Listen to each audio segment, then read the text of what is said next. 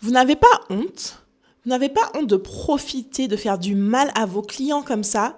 Je m'adresse à vous, les soi-disant agences de marketing, les soi-disant community managers, les soi-disant experts de je ne sais pas quoi, les web designers, les personnes qui font des sites web, etc. Vous n'avez pas honte? Ce message s'adresse à vous, mais ça s'adresse également aux clients qui se font avoir par vous. Je vais les prévenir aujourd'hui et vous n'allez plus jamais pouvoir profiter des gens qui vont voir cette vidéo aujourd'hui. Ok? Je vais les prévenir des pratiques, des mauvaises pratiques que vous avez dans vos business et comment ils vont faire pour se protéger de personnes malhonnêtes comme vous. Vous m'avez énervé, on y va, on va en discuter.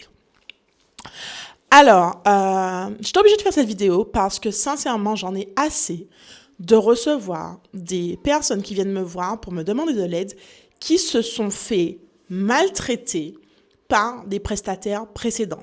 J'en ai assez d'entendre des histoires d'horreur où quelqu'un a embauché une agence de marketing soi-disant qui n'a eu aucun retour sur investissement, qui n'a fait que dépenser son argent et qui se retrouve en difficulté financière à avoir sué pour pouvoir payer le prestataire et au final, le prestataire n'a rien fait.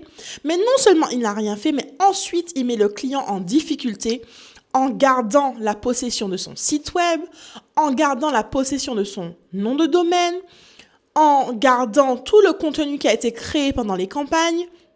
Mais vous êtes fous, quoi. Vous êtes fous. On ne traite pas les gens comme ça. C'est tellement scandaleux. Je vais vous donner plus de détails sur ce qui s'est passé. Aujourd'hui, j'ai parlé avec une cliente potentielle qui me raconte qu'elle a engagé une agence de marketing.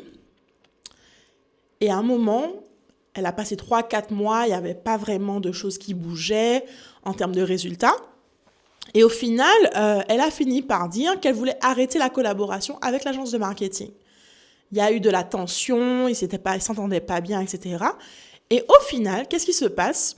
L'agence de marketing a gardé la possession de son site web, donc elle n'a plus accès à son site web, a gardé son propre nom de domaine de son entreprise. Ils ont gardé ça parce que c'est eux qui l'ont acheté. Ils ont en fait pris tout ce qu'ils avaient fait pour elle et ils l'ont laissé avec plus rien. Plus rien dans son propre marketing pour lequel elle a payé. Et c'est ce qui se passe, c'est pas la première fois que j'entends ça. C'est pas la première fois que j'entends ce genre d'histoire. Très souvent, il y a des personnes malhonnêtes qui se positionnent en tant qu'experts de marketing soi-disant, ou bien experts en web design, etc., qui vont vous produire des produits souvent qui sont pas si extraordinaires que ça en termes de résultats, mais ensuite vont vous mettre en difficulté parce que vous ne vous êtes pas assez protégé de ce genre de prestataires, ce genre de pratiques. J'ai une agence de marketing et je vais vous expliquer comment vous protéger et protéger votre entreprise de personnes malhonnêtes comme ça.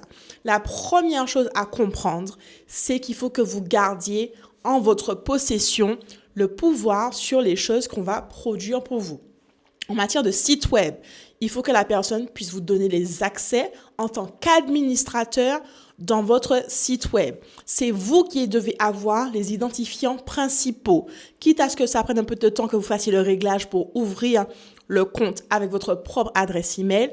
Ensuite, vous pouvez donner accès au prestataire qui va venir vous aider. Jamais, au grand jamais, ne vous retrouvez-vous en situation où c'est la personne qui fait tout à votre place.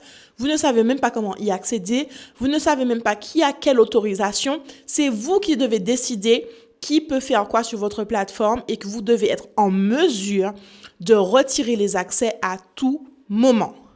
C'est vraiment la chose la plus importante à retenir. D'accord? Ensuite, en matière de création de contenu, vous devez avoir par exemple votre propre compte Canva. Et à ce moment-là, vous pouvez demander à l'agence de produire ce qu'il y a à produire sur votre compte Canva pour que si jamais un jour la collaboration cesse, vous pouvez quand même avoir le contenu qui vous appartient, qui est disponible sur votre compte Canva. Pareil, si vous avez une base de données, une email list, c'est à vous que ça appartient, ça doit être connecté à votre adresse email. Si un jour ça ne se passe pas bien avec le prestataire, vous pouvez à ce moment-là passer à autre chose, leur retirer les accès et next.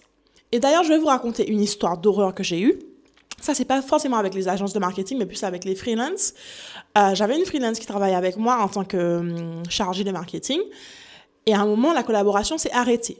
Mais heureusement pour moi, il y en a là-dedans, tout ce qu'elle faisait était sur une adresse email dédiée que je lui avais créée dans mon entreprise. Une adresse email sur Google Workspace, ok?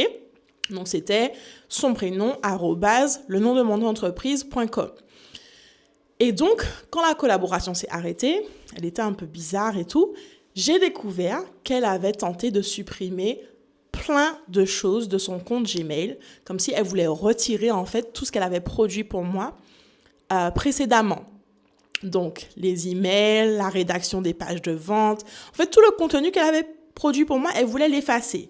Sauf que moi, j'avais payé pour ça. Tout ce qu'elle avait produit là, en fait, c'était ma possession en tant que chef d'entreprise. C'était pour mon entreprise, donc ça m'appartenait. Elle a tenté d'effacer tout ça, mais ce qu'elle ne savait pas, c'est que avec quelque chose comme Google Workspace, vous pouvez faire en sorte de rétablir le contenu à n'importe quel moment que quelqu'un aurait effacé. Donc, il y a un certain délai, je pense, mais bien après qu'elle soit partie, j'ai vu ça et donc j'ai pu remettre tous les fichiers à nouveau en ma possession, même s'ils avaient été effacés. Si vous utilisez une adresse Gmail lambda et que quelqu'un efface des choses de votre adresse Gmail lambda et ensuite vide la corbeille, là, c'est fini. Je parle vraiment d'une adresse email dédiée sur Google Workspace, une adresse professionnelle, ok? Et donc, pour revenir à cette histoire de prestataire de service, moi, je veux leur parler directement là. Si tu es un prestataire de service malhonnête, pourquoi tu fais ça? Pourquoi tu veux créer une dépendance et de la vengeance avec tes clients? En tant qu'agence de marketing, moi, ce que je fais avec mon équipe, c'est que je veux que mes clients puissent réussir avec ou sans moi. Et je sais que c'est bizarre de dire ça, parce que la plupart des gens, ils veulent que les gens réussissent avec eux seulement. Mais moi, c'est pas ça. Moi, je veux que mes clients et moi, on puisse faire un petit bout de chemin ensemble. Peut-être que ça peut être un long bout de chemin. Il y en a avec qui je travaille depuis des années. Il y en a avec qui ça dure pendant quelques mois. Mais en tout cas, le travail que je vais fournir avec eux doit leur servir de tremplin, doit leur servir pour continuer à évoluer et à faire plus de chiffres et à progresser dans le développement de leur entreprise. Mais toi là, qui prend possession des trucs de ton client, qui le met en difficulté, qui l'empêche d'accéder à son contenu, tu es en train de me dire que parce que ça se passe mal ou parce qu'il veut arrêter de travailler avec toi, tu vas leur retirer les accès des choses pour lesquelles ils ont payé. Tu vas les rendre prisonniers de ton entreprise. Mais vous êtes fous, quoi. Vous êtes complètement timbrés. Qui fait ça? Qui fait ça? Moi, ça m'a vraiment énervée, enragée quand la cliente m'a expliqué ça ce matin. Parce que c'est malhonnête, c'est méchant en fait. Les gens, ils vous ont payé, ça leur appartient. Donnez-leur leur accès et laissez-les voler de leurs propres ailes s'ils en ont envie. On ne vous doit rien, on vous a déjà payé. On vous a déjà payé. Donc, vous n'avez pas à garder les gens prisonniers. Vous devez être là pour le succès de vos entreprises. Mes clients actuels génèrent plus de cash que moi. Et c'est ce que je veux. Je veux que mes clients gagnent. Je veux que l'argent qu'ils investissent avec moi, ils sont capables de le multiplier par 3, 4, 10, etc., etc. OK? C'est ça le but d'une agence de marketing. C'est ça le but d'un prestataire de service. Tu veux que tes clients gagnent. Tu n'es pas juste là pour qu'ils te payent, pour profiter d'eux, et puis après, basta, tu les laisses, et en plus, tu les laisses en difficulté. C'est quoi votre problème? Voilà, je crois que j'ai dit ce que j'avais à dire, mais faites attention avec qui vous travaillez. Faites attention avec qui vous travaillez. Faites en sorte de vraiment protéger votre propriété intellectuelle. Votre nom de domaine, votre site web, votre contenu vous appartient. Je répète, votre nom de domaine, votre site web, vos plateformes de marketing digital, etc., etc., vous appartiennent. C'est à vous. C'est vous qui devez avoir les accès et vous pouvez inviter des prestataires à être dans votre équipe. Il y a plein de fonctionnalités comme ça de nos jours, mais vous ne pouvez pas laisser toute votre vie, l'existence digitale de votre business dans la possession de prestataires de services. No way. Stop doing that. Et les prestataires qui regardent cette vidéo, je vous juge et je vous souhaite de ne pas réussir parce que vous ne le méritez pas. Bye.